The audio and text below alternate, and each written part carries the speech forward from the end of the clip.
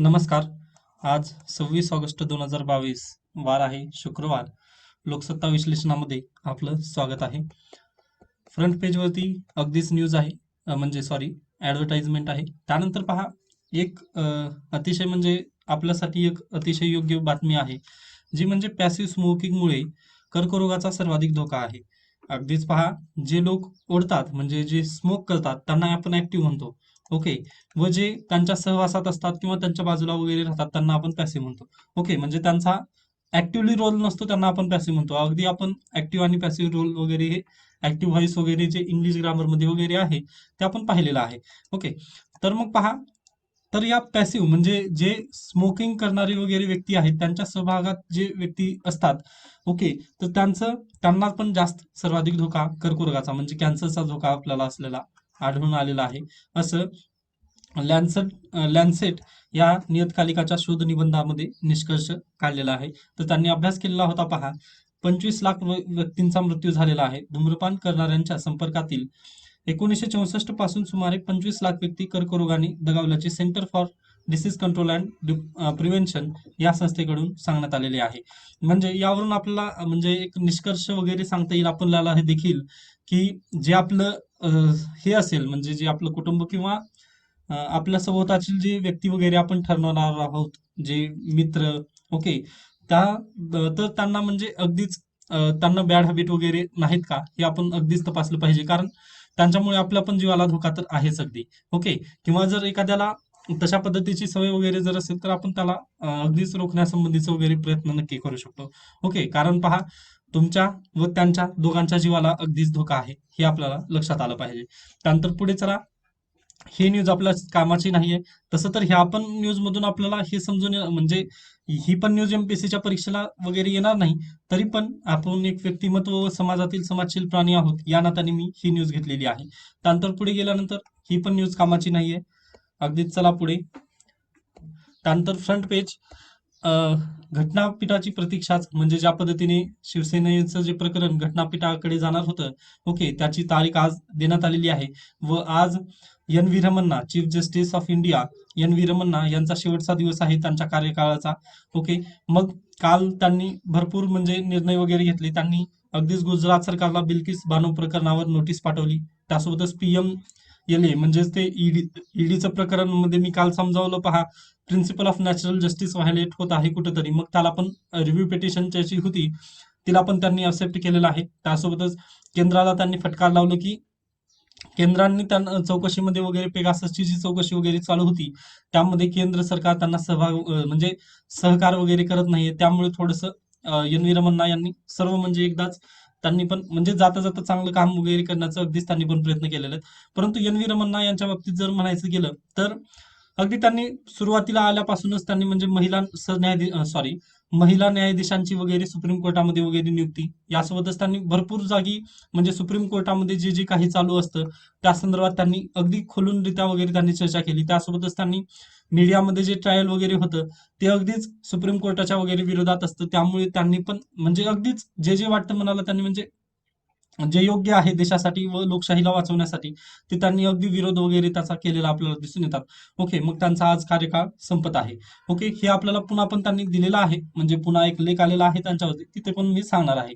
त्यानंतर खतांच्या वेष्टनावरही आता पंतप्रधान म्हणजे जे जनखत योजना वगैरे आहे त्यावर देखील पिशवीवर देखील त्याच्यावर नाव वगैरे असणार आहे असं म्हटलेलं आहे. परंतु आपल्याला ते कामाचं नाही एमपीएससी वगैरे त्या संदर्भात. त्यानंतर 800 किलो पत्ता सॉरी जे गोबी आहे ते विकून फक्त 9.5 रुपयाचा नफा वगैरे झालेला आहे एका शेतकऱ्याला. म्हणजे अगदी जर पाहिलं आपण तर एपीएमसीतील दलालांच्या साखळीमुळे शेतकऱ्याची पिळवणूक वगैरे म्हणजे अगदीच यासाठी आपल्याला शेतकरी काय होतात आत्महत्येला वगैरे प्रवृत्त होतात. ओके. कारण पहा, फक्त 9.5 रुपयाचा जर लाभ त्याला होत असेल तर मग शेती करण्यात फायदा काय आहे. ओके. फक्त 9.50 पैसे. ओके. एवढं त्याचं हे असेल, जर मोल वगैरे वर्षभराचं वगैरे त्यांनी काम केलेलं तर हे अगदीच कुठेतरी एक आपल्याला हे थोडंसं शेतकरी आत्महत्याला वगैरे हे दिसून येत आहे. त्यामुळे आपण काय केलं पाहिजे अशांवर म्हणजे जर प्रशासनात वगैरे गेल्यानंतर शेतकरी आत्महत्या रोखण्यासाठी वगैरे आपण जे हे आहे त्याला सोल्युशन आपण अशा पद्धतीने द्यायला पाहिजे की शेतकऱ्यांचा वगैरे अगदीच लाभ वगैरे होईल. ओके, अत्याधुनिक वगैरे टेक्नॉलॉजीचा वगैरे वापर अगदी करत आहेत. म्हणजे आता बैलपोळा आहे आज निमित्त, परंतु जर पाहिलं तर अगदी जिकडे तिकडे आपल्याला पैसा तर जास्त लागतोय, म्हणजे महागाई वाढली. त्या पद्धतीने जर पाहिलं तर शेतकऱ्यांचं तेवढं भाव वगैरे मिळत नाहीये. ते अगदी कुठेतरी आपल्याला खटकतं. ओके. त्यानंतर पुढे गेल्यानंतर पहा, कॅगचा राज्य सरकारला सरबोरीचा सल्ला, म्हणजे जे तोटा वगैरे आलेला आहे त्यानंतर अर्थसंकल्प वास्तववादी असावा, म्हणजे अवास्तववादी त्या अर्थसंकल्प वगैरे मांडण्यात येऊ नये असं त्यांनी म्हटलेलं आहे. मग आजच्या पेपरमध्ये न्यूज नाहीत त्यामुळे मी कॅगवरती थोडंसं विश्लेषण घेऊन आलेलो आहे. तर पहा, कॅग म्हणजे controller and auditor general of India. Okay. याचं भाग 5वा मध्ये 5वं प्रकरण त्या संदर्भात देण्यात आलेलं आहे. जर पाहिलं पहा, तर याला मराठीमध्ये असं म्हणतात महाभिलेख आणि भारताचा नियंत्रक आणि महाभिलेखापाल. ओके. तर पहा, कलम आहे भाग 5 मधील प्रकरण 5वं, व कलम आहेत 148 ते 151. ओके. त्यासोबतच he is the head of the Indian audit and account department. Okay. सर्व पूर्ण भारताचं जे ऑडिट आणि अकाउंट डिपार्टमेंट असेल त्याचा तो हेड असणार आहे. त्यासोबतच he is the guardian of the public purse. म्हणजे पहा, कालपूर्वी जेव्हा अधिवेशन महाराष्ट्र गव्हर्नमेंटमध्ये वगैरे चालू होतं. ओके. महाराष्ट्रामध्ये जेव्हा अधिवेशन चालू झालं त्या दिवशीच पहिल्यांदाच त्यांनी 25 कोटी किंवा 5 कोटी शेतकरी कर्जमाफी या संदर्भात काहीतरी पैसे काढण्यासाठी प्रस्ताव त्यांनी ठेवलेला होता विधानसभेसमोर. ओके. व तो प्रस्ताव पारित वगैरे झालेला होता, कारण बहुमतामध्ये सरकार आहे. तर पहा, हे आपल्याला कसून दिसून येतं, म्हणजे पब्लिकचा पैसा आहे. ओके. तो पैसा आता कन्सॉलिडेटेड फंड मधून काढायचा आहे. ओके. एका फंड मधून आपल्याला पैसे काढायचे आहेत, तर तशा पद्धतीचं हे लागेल. मग हे फंड घेतं सरकार. ओके. थांबा, आता एक मिनिट द्या, मी थोडंसं आणखी जास्त समजवण्याचा प्रयत्न करेन. तर पहा, हे फंड आहे. ओके. म्हणजे हे पैसे आहेत. पैशावर सरकारला पैसे खर्च करायचे आहेत सरकारला. ओके. मग सरकार काय करतं, हे पहिल्यांदा इथं संसदेमध्ये वगैरे मांडतं. आता हे संसद म्हटल्यानंतर विधानसभा असं कन्सिडर करा तुम्ही. संसदेने जर परमिशन दिली तर हे लॉक खुललं जातं व पैसे सरकारला मिळतात. ओके. संसदेने जर परमिशन दिली तर हे होणार. मग या फंडवरती गार्डियन म्हणून बसलेला असतो कॅग. ओके. मग यांनी सरकारने पैसे फंडमधून पैसे सरकारला भेटले व सरकार काय करतं, मग विविध डिपार्टमेंटनुसार वगैरे ते पैसे खर्च करतं. ओके. मग सरकार खर्च केल्यानंतर, सरकार जेवढे पैसे आहेत ना ते खर्च केल्यानंतर त्या काय करतो, हे फंड घेतलेले त्यांचं हे आहे ना, मग तो इथं जाऊन बसतो. ओके. सॉरी, इथं येऊन बसतो व इथं जे हे आहे, ओके, इथं जाऊन सर्व जेवढा पैसा गेलेला आहे सर्व त्यांचं ऑडिट वगैरे करतो, लेखापरीक्षण करतो की इथं कुठं धांदली वगैरे झाली नाही ना. ओके. अशा पद्धतीने सरकार जे टॅक्स पेअरचा पैसा आहे, जे पब्लिकचा पैसा आहे, त्यांना गार्डियन म्हणून काम करत असतो. ओके. म्हणजे इथं गार्डियन म्हणून काम करतो सरकार.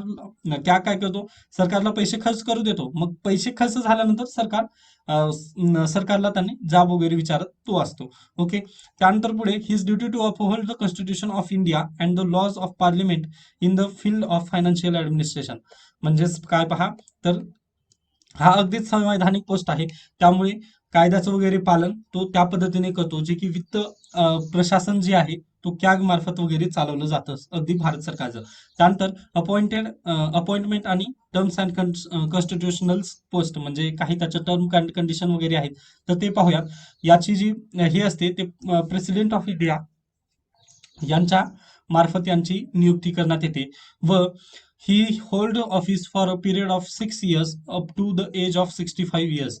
म्हणजे पहा, तो 6 वर्ष किंवा वयाची 65 वर्षापर्यंत त्याच्या पदावर वगैरे राहू शकतो, हे आपल्याला सांगता येतं. आता याचे जे रोल्स वगैरे आहेत ते बाकीचं, ते आता प्लीज तुम्ही आपल्या एम लक्ष्मीकांत सरांच्या पुस्तकामधून वाचून घ्या, कारण तेवढं पण मी समजावून सांगू शकत नाही डीपली.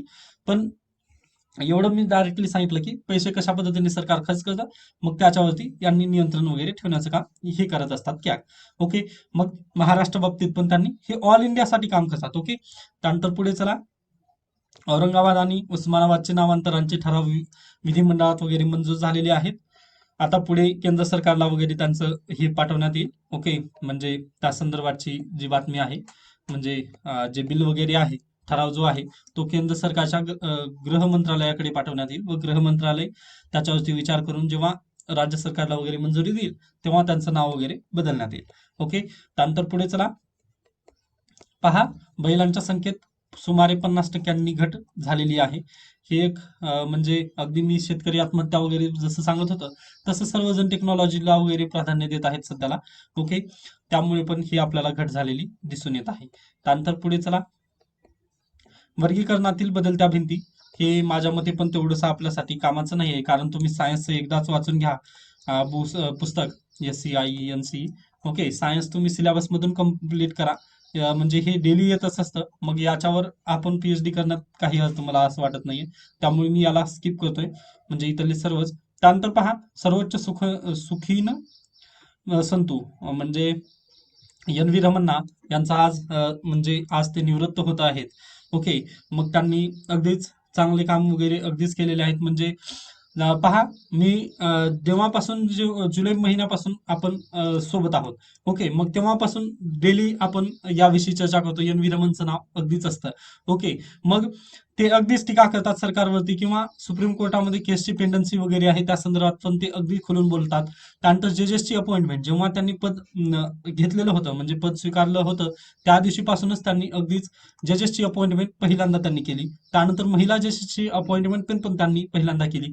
म्हणजे अगदीच त्यानंतर भरपूर वेळा त्यांनी लवाद जे प्रकरण आहे त्यावरती पण त्यांनी भरपूर वेळा सुनावणी केली सरकारला, की तुम्ही जर त्यांची जजेसची अपॉइंटमेंटच करत नसाल तर ही लवादचा कायदा करूनच फायदा काय आहे.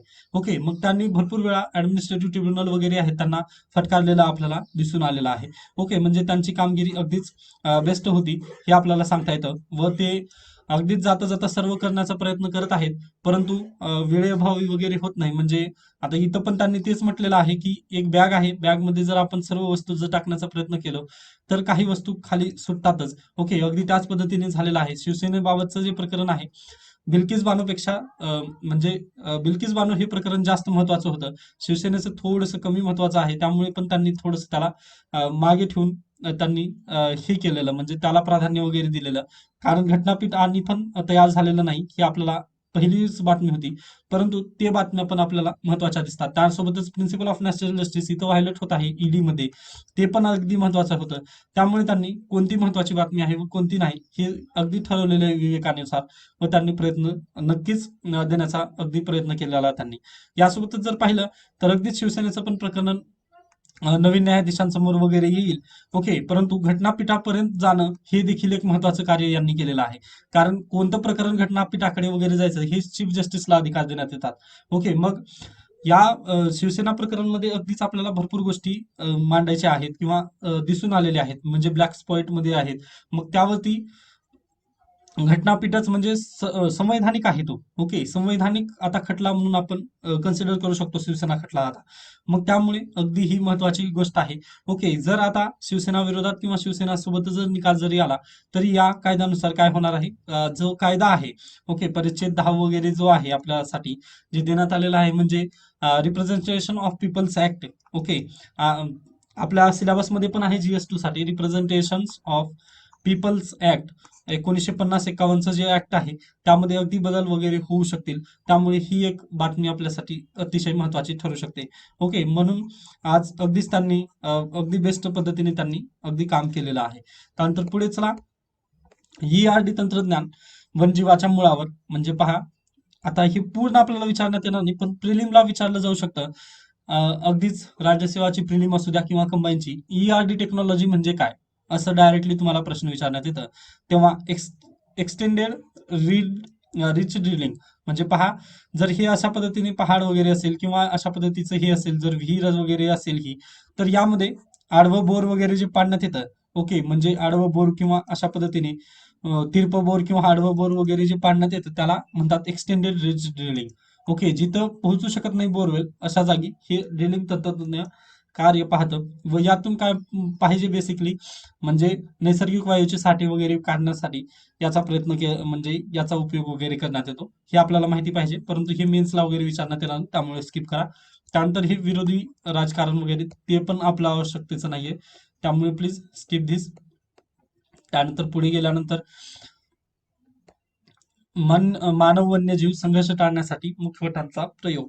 म्हणजे पहा, अगदीच काल परवाची न्यूज होती की एका शेतकऱ्याचा वाघाच्या हल्ल्यामध्ये मृत्यू झालेला होता. बरोबर, चंद्रपूर मधील न्यूज होती पहा. ओके, तर त्यामुळेच काय झालेलं आता, त्यालाच सोल्युशन काढण्यासाठी त्यांनी काय केले, अशा पद्धतीचे मुखवटे वगैरे वाटप करण्यात आलेली आहेत. मुखवटे का, तर पहा, म्हणजे वाघ वगैरे हल्ला कधी करतो, तर माणूस बेसावध असल्याचे त्याला भासवतो, तेव्हा तो हल्ला करतो. मग आता हे आपल्या चेहऱ्याच्या मागल्या बाजूने, म्हणजे डोक्याच्या मागच्या डोक्यावर लावायचं आहे, म्हणजे अशा पद्धतीने, व पुढून चेहरा असेल. मग बिबट्याला वगैरे वाघाला वाटेल की काय, माणूस आपल्याकडेच पाहत आहे, त्यामुळे तो हे होणार नाही, म्हणजे हल्ला वगैरे करण्याचं प्रमाण जे आहे ते कमी होऊ शकेल, असं प्रमुख अभ्यासामधून आपल्याला समजतं. त्यामुळे ही एक काय म्हणतो आपण, सॉरी, तर ही एक प्रयोग वगैरे करण्यात येत आहे. तर पाहूयात, जर हे बेस्ट जर झालं, बॉम्बे नॅशनल हिस्ट्री सोसायटी मार्फत हे प्रयोग करण्यात येत आहे, तर अगदी सक्सेस जर झालं तर अगदी हे बेस्ट आहे. मग आपण पण निबंधामध्ये वगैरे अशा पद्धतीचे सोल्युशन आपण नक्की देऊ शकतो. ओके, त्यानंतर पुढे चला. अगदीच विवाह म्हणजे हे लोकरंग, म्हणजे हे मिनी मॅगझिन आहे लोकसत्ताचं, त्यामुळे मी याला पण स्किप करतोय. त्यानंतर हे अदानी वगैरे यांचे जे समूह वगैरे, हे याबद्दलचे जे वगैरे न्यूज आहेत ते पण आपल्यासाठी कामाचे नसतात, त्यामुळे याला पण स्किप करून पुढे गेल्यानंतर अगदीच वृत्तपत्र संपत आपल्याला. ओके, मग अशा पद्धतीने आजचं पण लोकसत्ता संपलेला आहे. मी अगदीच योग्य ज्या बातम्या होत्या त्या सर्व योग्यरित्या क्लिअर केल्या आहेत. तुम्हाला काही शंका वगैरे असतील तर तुम्ही नक्की मला विचारू शकता. धन्यवाद.